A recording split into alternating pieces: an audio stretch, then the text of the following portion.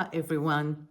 Welcome back to my channel, Astrology Dome. My name is Galit, and today I'm going to talk to you about how to read an astrology chart for beginners. I mean, it's not just for beginners, it's for everybody, because the more you know, the better you become, and that's what we all want. So what is an astrology chart? Astrology chart is actually a snapshot of the sky at the time you were born. I posted a chart here. Let's look at this one. So actually, when you were born, let's say that this is you, right? When you were born, the hospital was right here in the middle. And this part was the seen sky. And this part was the unseen sky. Now, at the time of birth, there was a constellation rising at the east when you were born, whatever longitude and latitude are correct for your chart. There was still a constellation rising in the east. And this constellation is considered your rising sign. Whatever was rising at that moment, this is your ascendant. There are a few words for it. Ascendant, rising sign, right? You heard those.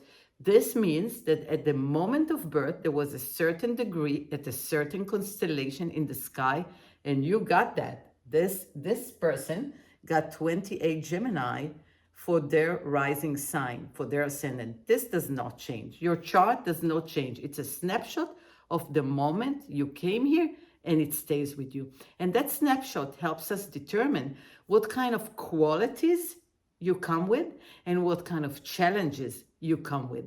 And why do we need challenges? We need challenges in order to grow. Our soul chose this lifetime to experience something. And this experience includes challenges and qualities. So we develop our qualities and we overcome our challenges. This is our journey. So let's see what an astrology chart is made of. So first of all, as you can see, this is a wheel, 360 degrees in a wheel. I'm using a tropical zodiac and a Placidus house system. If you research, you'll find that there are many house systems. I've been using Placidus for 40 years. I like this house system. For me, it is working pretty good, but you can choose your own. There are different methods to house systems. What are houses?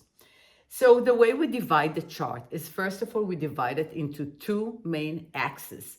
One is horizontal and one is vertical. And they actually split the chart into four different quadrants. So as you can see, there is an imaginary line between the ascendant to the descendant. The ascendant represents house number 1, the beginning of the first house, and the descendant represents house number 7, just across from house number 1. The second line that crosses the chart is the vertical line that is dividing the chart to Eastern and Western Hemisphere. If the first line, the horizontal line, divided the chart into Southern and Northern Hemispheres, the vertical line is Eastern and Western Hemisphere. So it will divide the chart. The fourth house would be called the IC or the nadir. You would hear those terms. And the 10th house cusp will be called the midheaven. And those are important as well. So the ascendant is how you come into the world, is how you meet the world. The nadir or the IC is your security, the house you come from, your roots. The descendant, which is the cusp on the house number 7, is always about your partner, other people, and the MC is always about your career and how you present yourself in the world. Now, there are divisions for the inner houses. Each division would contain 3 houses. Each house is a field of experience.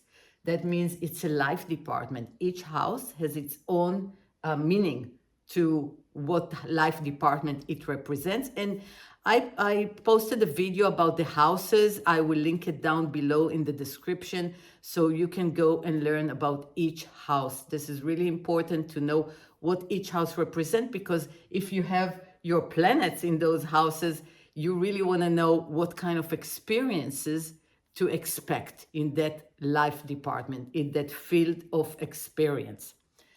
Now, what are the planets? Most of the people know their sun sign. They say, I'm an Aries, I'm a Taurus, I'm a Gemini, whatever that may be, because this is when the sun was in that constellation in the sky. So we call it our sun sign. But we have 10 different planets in astrology that we take into consideration. And those planets are actually desires and urges. Those are archetypes that are programmed kind of into our subconscious, and we are born with those archetypes. We, the human family, we all know those archetypes without ever seeing an astrology chart or without ever knowing that astrology exists, because we are born with them. Those are basic desires that we have as humans. So, for example, if Mars represents a desire to go and protect and do and get, this is our male part. We all have that male part. If Venus represents the beauty and the ability to relate to others, we all have that part. We don't need to know that it's Venus. Of course, when we do astrology, we do like to know what kind of a Venus we have. How do we relate to others? What is our style? And that's the beauty of having a personal birth chart different than anybody else. A birth chart is like a thumbprint. It is unique and personal only to you. So if the planets are the desires and the archetypes, the planets are really important in a birth chart.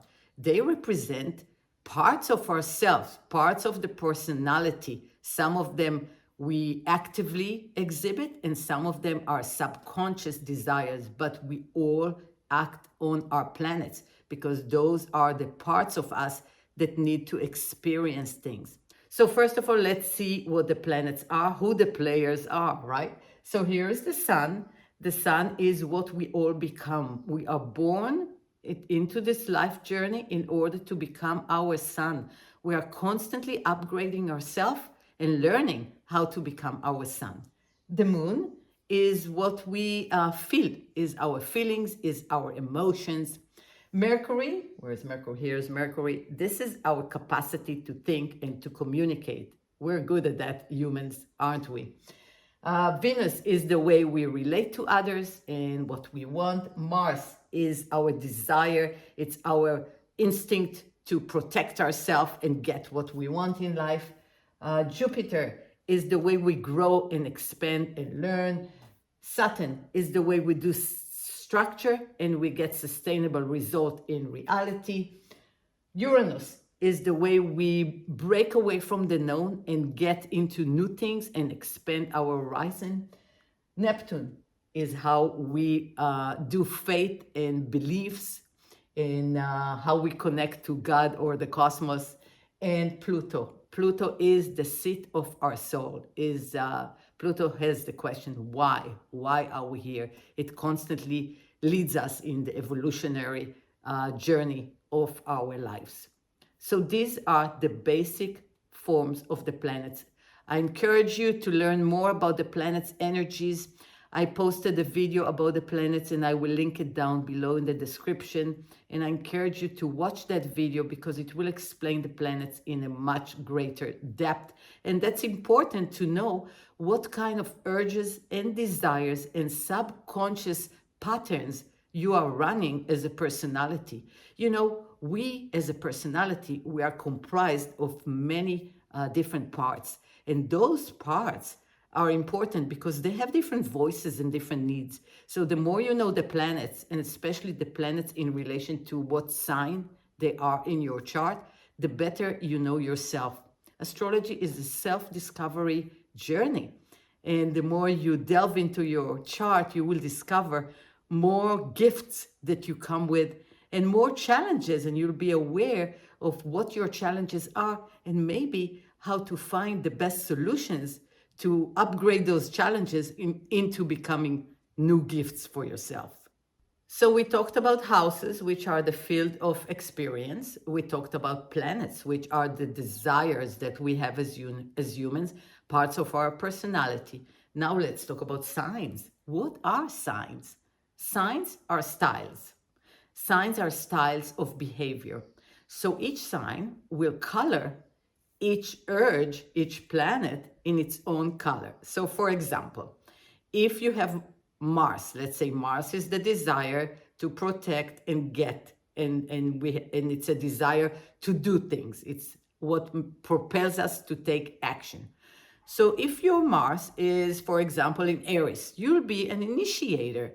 You constantly are looking to take action and move forward, and you're very self-sustained.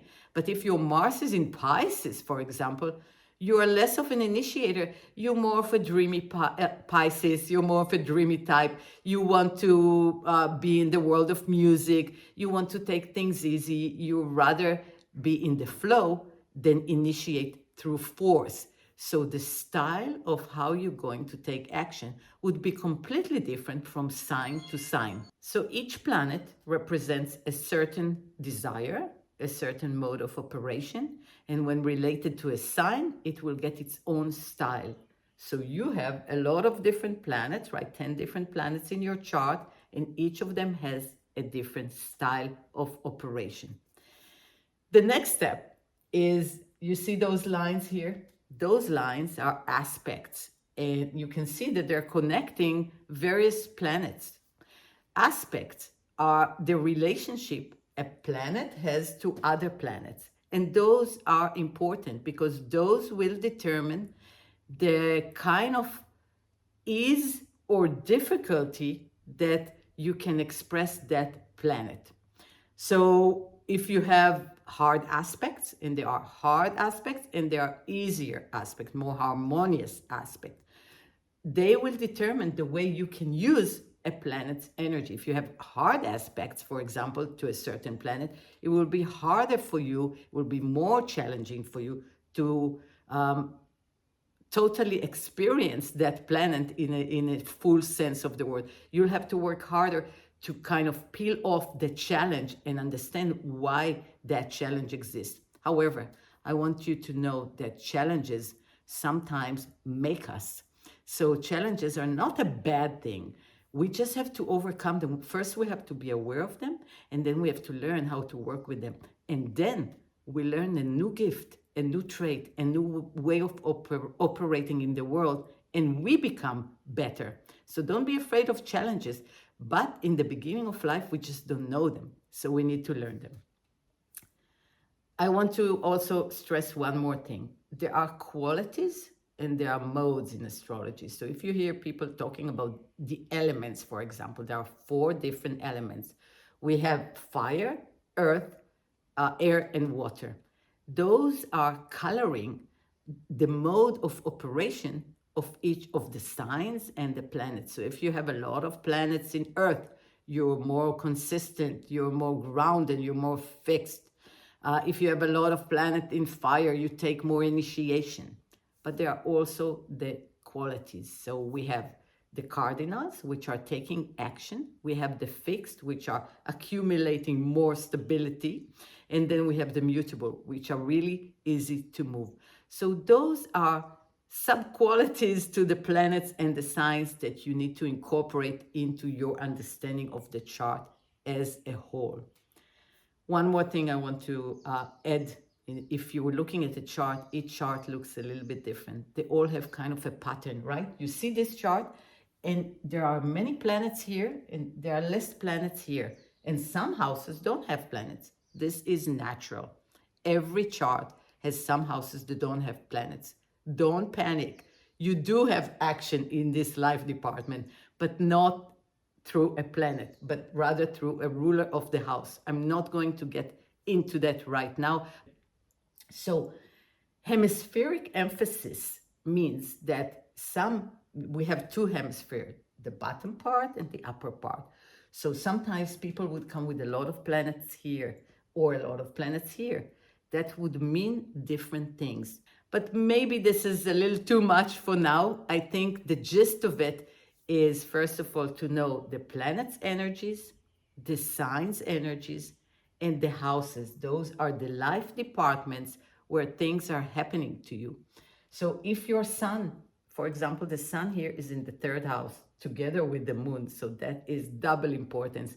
The 3rd house would be a really important place for this person, because wherever our sun is, whatever house it occupies, means a lot to us, and we keep doing experiences, we keep getting experiences in that life department. We want to shine there. And all the other planets, all the other urges and desires are servicing our sun to become its best, to shine.